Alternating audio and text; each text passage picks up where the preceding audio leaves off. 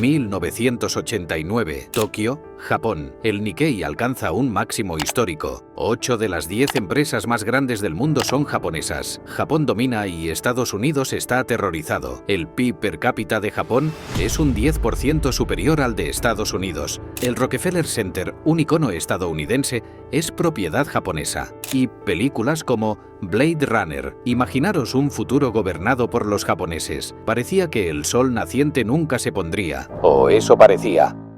En 1990, el Nikkei cayó un 38% y perdió 2 billones de dólares de valor de mercado. E incluso ahora, en 2024, los salarios en Japón aún no se han recuperado a los niveles observados durante el milagro económico. ¿Qué salió mal? Esto es Japón. Para comprender el milagro económico japonés, debemos remontarnos a finales de la década de 1940.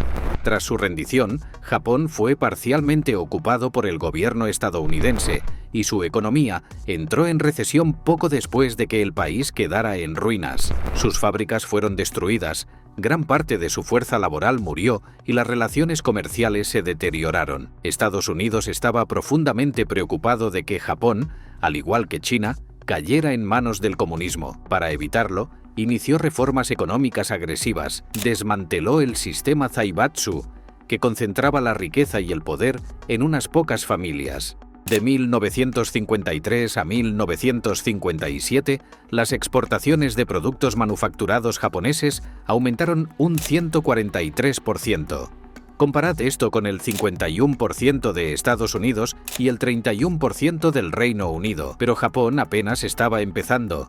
En 1959, los textiles de bajo coste aún dominaban las exportaciones japonesas, y gran parte de estas se dirigían a mercados asiáticos inestables y pobres. Reconociendo esto, el Ministerio de Comercio e Industria lanzó una nueva política industrial, impulsando a Japón hacia la alta tecnología, la manufactura de alta calidad y socios comerciales más fuertes.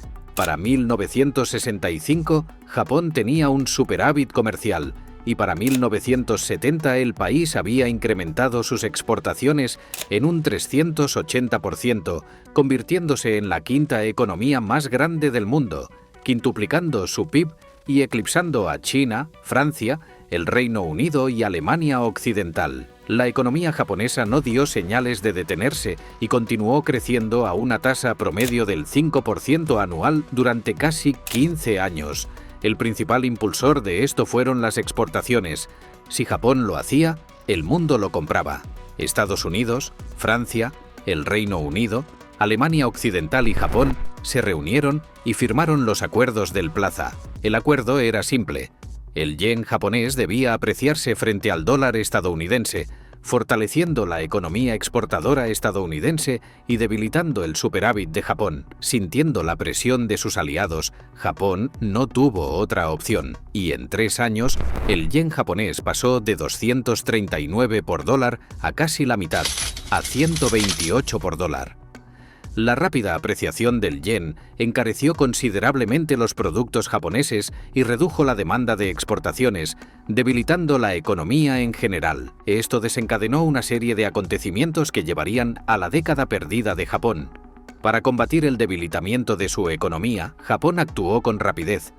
Recortó los tipos de interés a un mínimo histórico del 2,5%, el más bajo del mundo en aquel momento, y abrió los mercados de crédito, haciendo que la deuda fuera más accesible que nunca. Alentados por el gobierno a prestar sin parar, los bancos otorgaban préstamos sin preocuparse demasiado por la calidad crediticia, utilizando inversiones como garantía. Inversiones que estaban muy sobreinfladas, y eso incluso mientras los precios de los activos se disparaban. El Banco de Japón dudó en subir los tipos de interés, temiendo un enfriamiento del mercado, pero para mayo de 1989 ya no había otra opción. Los tipos subieron del 2,5% al 3,25%.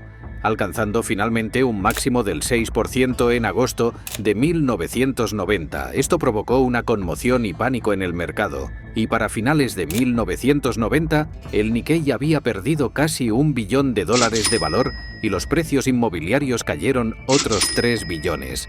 Las décadas perdidas apenas comenzaban. Tras la crisis económica de Japón de 1990, el país enfrentó una crisis única en una generación. Ahora analicemos el asunto.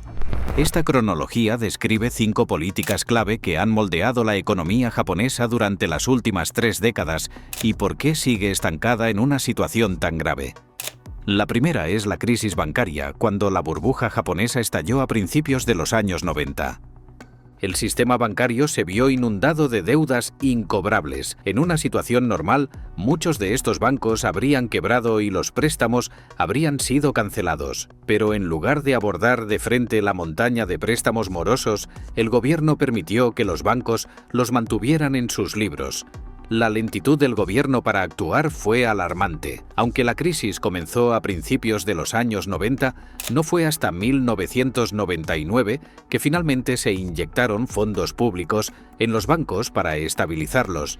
Pero para entonces, el daño ya estaba hecho.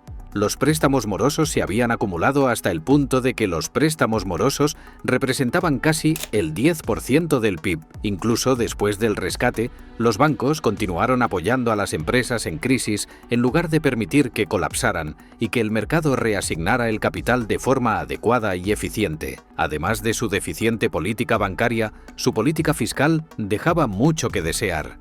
El gobierno implementó paquetes de estímulo para impulsar la economía, pero estos fueron consistentemente decepcionantes.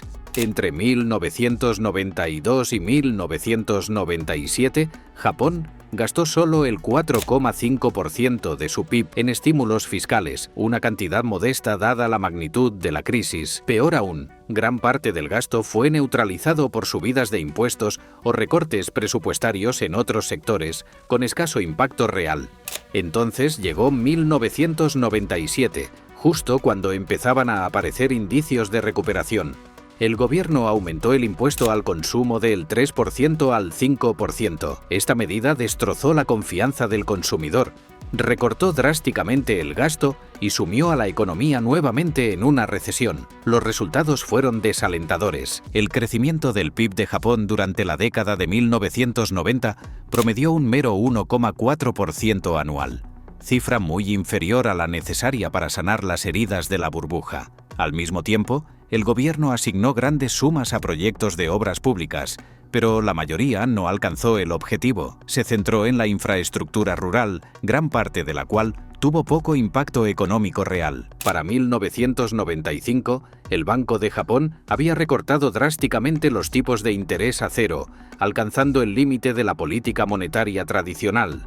Esto condujo a una trampa de liquidez donde nuevos recortes de tipos no surtieron efecto, y cuando el Banco de Japón finalmente introdujo la política monetaria cuantitativa en 2001, la economía ya llevaba más de una década atrapada en una espiral deflacionaria. Además de la pésima política monetaria japonesa, en el centro del estancamiento económico se encontraba su anticuado sistema corporativo, el llamado Triángulo de Hierro. Una estrecha alianza entre bancos, empresas y reguladores mantuvo a flote a las empresas en crisis con préstamos baratos en lugar de obligarlas a innovar o cerrar. Este capitalismo clientelista aplastó la competencia y frenó la productividad.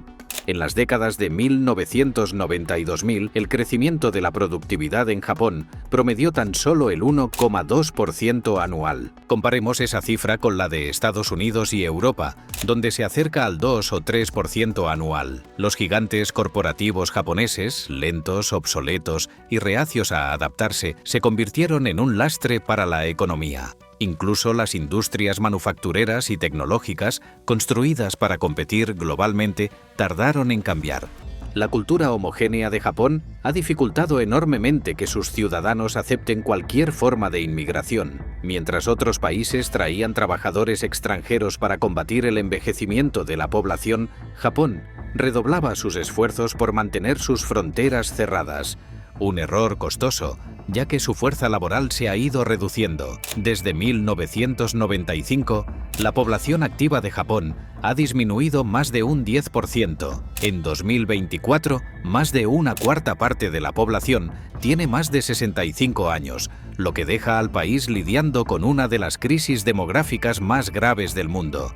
Esta falta de inmigración alimentó la escasez de mano de obra y limitó el potencial económico de Japón, sumada a la rigidez de los mercados laborales y la movilidad limitada. Se ha vuelto casi imposible para los trabajadores más jóvenes acceder a un sector de alta demanda. El resultado es una economía estancada, carente del dinamismo y el talento nuevo que necesita desesperadamente. Pero el problema es que Japón ha hecho muy pocos avances ni esfuerzos para mejorar la cultura laboral. Las personas aún trabajan más horas que en la mayoría de los lugares del mundo, y cada vez menos jóvenes optan por tener hijos en lugar de emigrar. Ahora bien, la historia de Japón es una advertencia para las economías desbordadas de todo el mundo.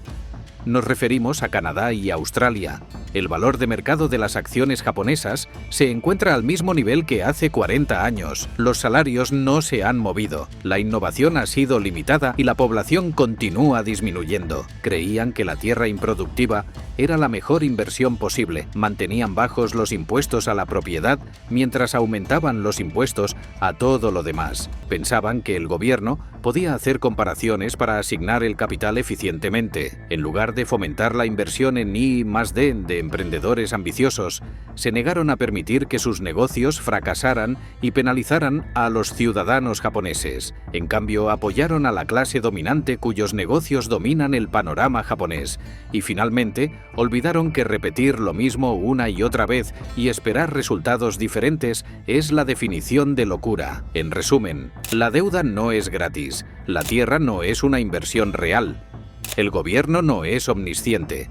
La innovación es la base del crecimiento. Todas las empresas deben fracasar y Japón necesita despertar, porque si las empresas no fracasan, no hay innovación ni competitividad. Lo que quizás tenemos que tener cuidado de si dejar fracasar o no son los bancos. Los bancos son lo que unen todo en nuestra economía, pero no son perfectos. Tienen miles y miles de problemas, lo que a veces nos hace pensar que estaríamos mejor sin ellos. Pero ¿realmente nos hemos preguntado qué pasaría si no existieran los bancos? Mírate este vídeo para saberlo.